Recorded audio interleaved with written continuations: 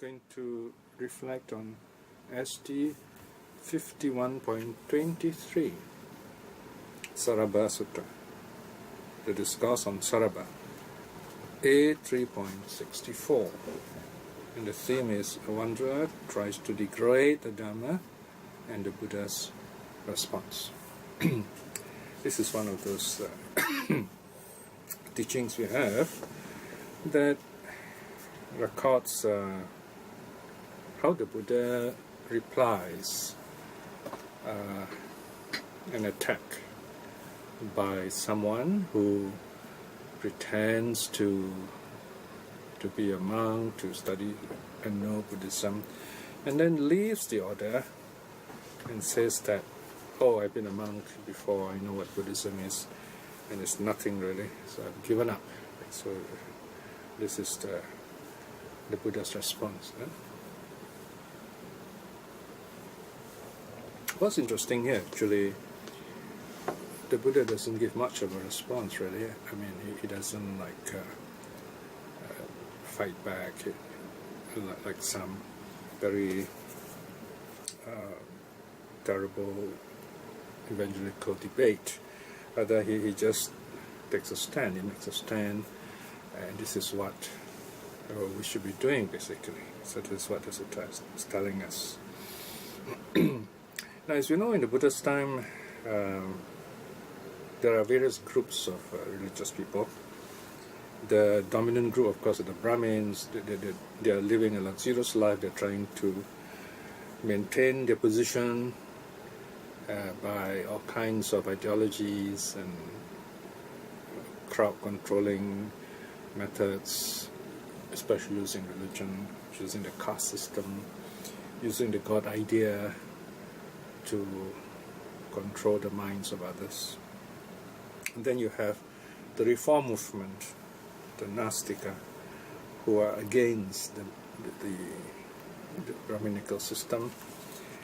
And then kind of in between you have this opportunist group, if you like, the wanderers. They were uncertain of anything, so they kind of wander about, basically having an easy life, like many of the sadhus of India today, if they're not involved with very bad politics. So these wanderers, some of them do meet good teachers. Some of them meet Sariputta or the Buddha and they ask questions. And these honest wanderers, they become arhats and famous monks. But not this particular wanderer, though, Sarabha. He somehow, there's no record of his changing, becoming, attaining any sainthood or anything like that. So here the lesson is more like how do we respond when someone denigrates or attacks Buddhism, basically, how to stand up for the Dharma. Okay, let's look at the sutta. The translation is on page 145, Sarabha Sutta, the discourse on Sarabha, or simply the Sarabha discourse, A 3.64. Thus have I heard, at one time the Blessed One was staying on Mount Vulture's Peak outside Rajagaha. At that time, a wanderer named Sarabha had recently left this Dharma Vinaya. So he had become a monk, where his whole idea was actually, he was a kind of a snitch. He just pretends to be a monk and then says, well, I've been a monk, there's nothing great to it.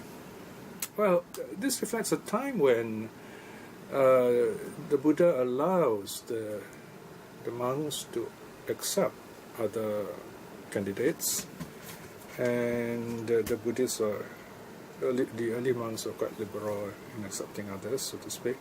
So there were abuses. So this is an example of an abuse where someone joins this very successful sangha and tries to kind of speak bad about them, try to discredit them, in other words. So he says, he speaks in public Jagahadas, I have understood the teaching of the recluses who are Sakya sons. Having understood the teaching of the recluses who are Sakya sons, I have therefore left the Dharma Vinaya. So he's insinuating that there's nothing there, so I've given up this teaching, right? And then he goes away. So now the monks hear this. Then they come back, they tell the Buddha about it. During their morning alms round, they notice all this and they tell the Buddha. So this is what they tell the Buddha. They say, they invite the Buddha, section 10. It would be good, Bhante, if the Blessed One were to go to the wondrous park on the bank of the Sapinika river and out of compassion approach the wondrous Sarabha. So basically, the monks are saying, would the Blessed One please correct this situation? The Blessed One consented by his silence. So in this case, in the evening, the Buddha, having emerged from his solitude, went to the wondrous park on the Sapinika bank and approached the wondrous Sarabha. So in this case, it was after the dusk meditation. So here we see the Buddha going straight to this person who was an ex-monk and who has spoken something bad about the Buddha's teaching. Section 13. Having approached, he sat down on a prepared seat and said to the wanderer Sarabha, "Is it true, Sarabha, that you spoke thus?" Right? So basically the Buddha wants to be sure that both he and Sarabha are addressing the same problem. Tell us, Sarabha, what have you understood of the Dharma? All right? Or rather, before that, the Buddha asked Sarabha, is it true that you claim you have been a monk and you have understood the Buddha's teaching and there is nothing, and so you've given up the training? Right? So then the Buddha, then he remains silent, right?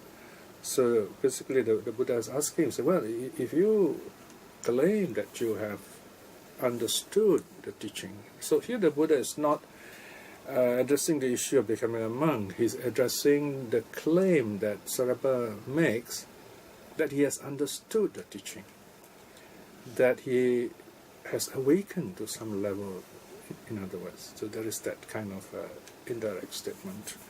So the Buddha is asking a legitimate question. The Buddha asks, what is it that you have understood? And Sarabha remains silent. So here we have this very interesting silence.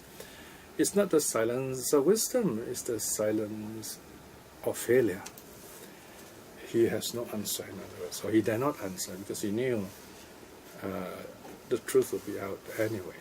You're talking to the Buddha, she's right there in front of you. So he simply... So in a sense he has learned something. He has heard the Buddha teach, and now he's saying, oh dear, what do I do? The Buddha himself is before me, so he can't do anything. He can only remain silent, because whatever he says will kind of reveal his true character. So for the second time, the Blessed One said to the wanderer, tell us, Sarabha, what you have understood of the Dharma of the recluses who are Sakya sons. If you have not completely mastered it, I will complete it for you. If you have completed it, if you have completely mastered it, I will rejoice in it. Right? So the Buddha basically is saying, all right, since you say that you're not happy with my teaching, and that you have studied it, okay, tell me what have you done, what have you completed, then I will fill in the rest for you. So this is, it's an amazing invitation. I mean, you have a teacher who's so compassionate, who comes all the way and say, I'm going to help you. But Sarabha could not do anything because he tried to actually knock down the Buddha. So he's caught right in his own trap. Right? So for the second time he doesn't say anything, he can't say anything, he's silent. And for the third time, it's the same thing. The Buddha repeats his invitation, and he still is unable to say anything. He remains silent. All right. Okay, here we don't have any kind of magical things. Vajrapani doesn't appear. But now, the scenario here is this event is taking place right before other wanderers. This is in the Wanderers Park. And the other wanderers of Rajagaha were there. So, section 22 says, right then the wanderers of Rajagaha said to the wanderer Sarabha, Avuso, you may ask the recluse Gotama whatever you may wish. The recluse Gotama invites you to do so. Tell us, Avuso Sarabha, what you have understood of the Dharma of the recluses who are the Sakya-san. If you have not completely mastered, the recluse Gotama will complete it for you. If you have completely answered it, the recluse Gotama will rejoice. So here we have the fourth time actually, right? This time the wanderers themselves, of course, will be the leaders of the wanderer, asking him. But here again, the wanderer Sarabha sat silent, dismayed, his shoulders drooping, face down, or hanging his head, glum, unable to speak, at a loss for words. Right. So here we see the cue here that he's completely at a loss. Okay, up to this point, there's quite some interesting points we can notice.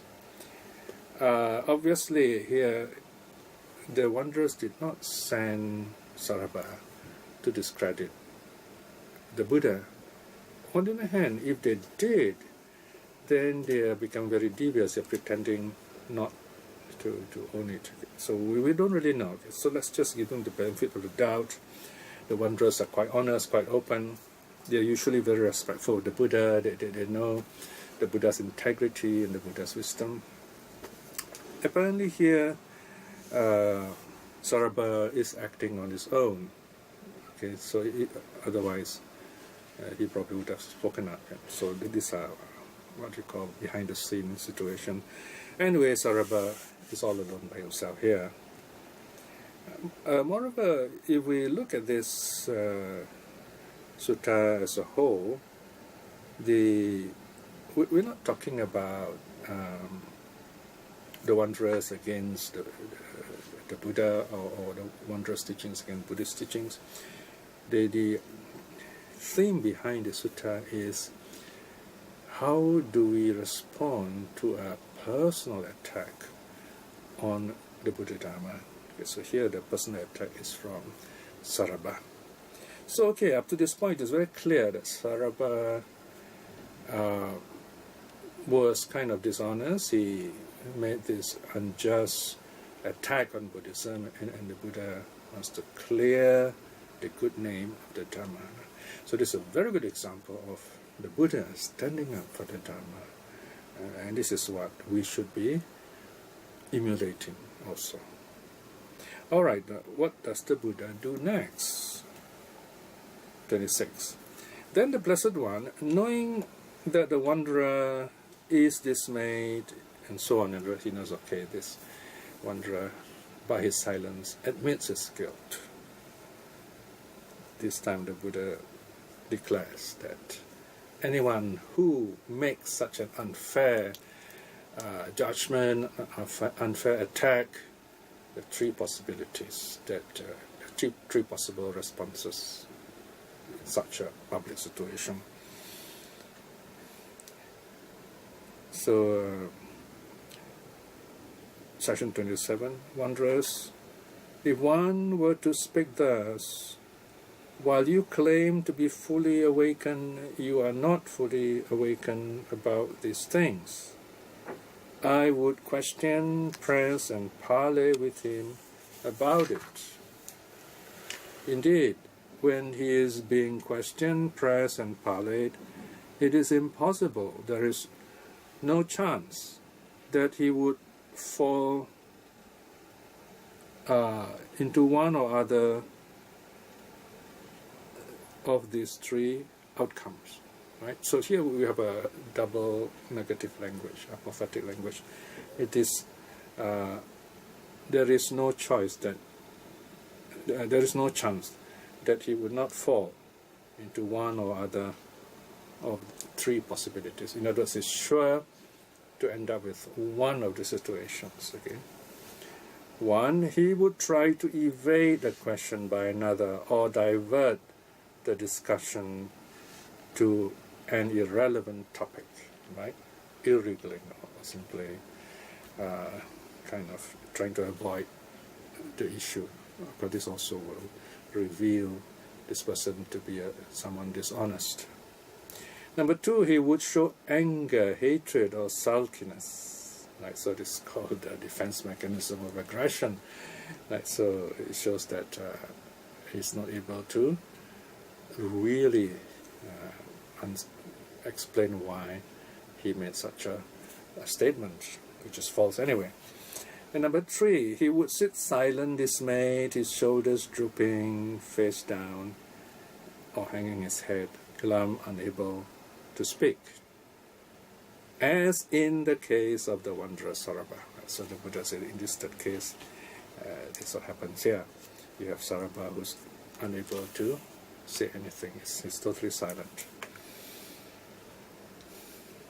Then section 31. Then in the next section, the Buddha declares something like the Visaraja Yana of the Buddha, his moral courage, moral strength, moral integrity. Here the Buddha is saying, the Buddha is publicly making a statement, okay, we are serious about Buddhism, these are the standards, and you know very well, when we teach Dharma, we teach it properly. So the Buddha says, if wanderers, anyone were to speak thus, while you claim to have destroyed the mental influxes, you have not really destroyed them, right? So here, in other words, you have people who claim that the Buddha has not really removed his impurities. It's not really truly awakened. I will closely question, press, and parley with him about this. So here again the Buddha says, we will discuss. I will talk very clearly.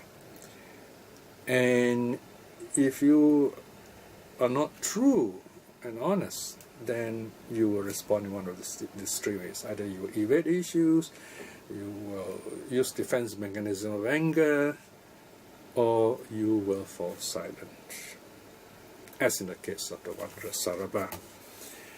Now the next point, section 35, if wanderers anyone were to speak thus, when he teaches a Dharma to someone for the sake of the spiritual goal, when he, that's the practitioner, works on it, it would not lead that practitioner out to the complete ending of suffering. So here again the Buddha says, if someone claims that Buddhism doesn't work, again the Buddha says, I will discuss with you and then we'll see what happens, right? So if you are not honest, you either evade the issue, show anger, or you will fall silent, as in the case of Sarabha. Right, so the Buddha has given three cases here. The first is, he says, no one can deny that the Buddha is fully awakened, he has understood, say, the Four Noble Truths. Number two, that he has destroyed the mental influxes, he has overcome all defilements. And number three, that the Dharma, no one can say that the Dharma does not work, the Buddha Dharma does not bring awakening. Right? So these are the three guarantees the Buddha gives. Okay. All right, so now the narrator takes over. He says, section 39, having wrought his land raw to the wondrous, in the wondrous park on the bank of the Sapinika, the Blessed One departed through the air. So this dramatic departure, the Buddha flies off through the air. This is as if to endorse, to put in the final word. If nobody was listening or people do not understand him, they will see for themselves that the Buddha has this power. Section 40. Then not long after the Blessed One had left, the wanderers crowded all around the wanderer Sarabha and teased and verbally abused him thus. Also Sarabha, just as an old jackal is in a great forest, thinking to roar a lion roar, can only let out a jackal's howl. Even so you are also Sarabha, like an old jackal, in a great forest, thinking to roar a lion roar, can only let out a jackal's howl. Right? So they become very upset with him. They say, well, you failed. You tried to attack the Buddha, but you just didn't make it. Then, let's see, here we have this kind of literary representation of the various abuses that this very angry group of wanderers were throwing at Sarabha because he failed to attack the Buddha, to make his to spread the gossip, to destroy the Buddha's reputation. This is one of those more innocuous attempts by the wanderers. That there are other cases which are more serious and which are so bad, so that the king himself had to intervene, as recorded in the Bahidika Sutta, for example. Right, so the wanderers are unhappy, so they scold him, they scold Sarabha, section 44. Also Sarabha, just as a chick thinking to crow like a cock, can only cheep like chicken. So to you are also Sarabha, thinking to roar like a lion roar, which none other than only the recluse Gautama can roar. You only let out a chick's cheep. And finally, someone else said, also Sarabha, just as a bull in an empty cowpen thinks he bellows deeply, even so also Sarabha thinks, you think to make a deep bellow that none but the recluse Gautama can bellow. So all these are the narrator's way of showing that this poor man, this Sarabha, is caught in between. He failed to discredit the Buddha's teaching, and his own wanderers kind of were unhappy with him because he has failed. So it's a very unhappy situation. Well, the sideline is that Buddhism is at its heyday here. Buddhism is very well known. The Buddha stands up for the Dharma, but the key teaching here is we should calmly, justly stand up for the Dharma when anyone tries to discredit the Buddha's teaching. Of course, things are more complicated nowadays. We have, even within Buddhism itself, so many people talking strange things about the Buddha's teaching, which are quite different from the early texts. So the work is much harder today, but it only means that we have to work even harder still to stand up for what the Buddha really taught and to propagate such teachings. So such a discourse is very vital for us today, to know this teaching, to practice it properly, so that the shadow of religion does not fall on too many people and they get hurt. Or rather, we allow the light of the Dharma to shine on people so that they can see their way around. Okay, so do reflect on this sutta, and with that we will end this reflection.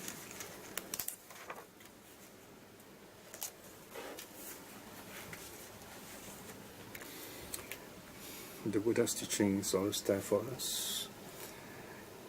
We should constantly reflect and feel the joy of the Buddha's teaching, see its wisdom, and propagate this wonderful teaching for the benefit of others, so that they too will taste that same freedom. By this truth, may we be well and happy. May we be inspired with the wisdom and courage to aspire to at least stream winning in this life itself. And by the goodness of the Three Jewels too, may we be well and happy. May our relatives be well and happy. May people that we know, people who associate with us, to be well and happy. May those who are practicing the Dharma, may those who are truly keeping to the path benefit with the fruition in this life itself. By the same token, by the Three Jewels, may those who are going the wrong way, teaching the wrong things, may they too see the true teaching and return to the true path in this life itself. May all beings be well and happy. Sadhu, sadhu, sadhu.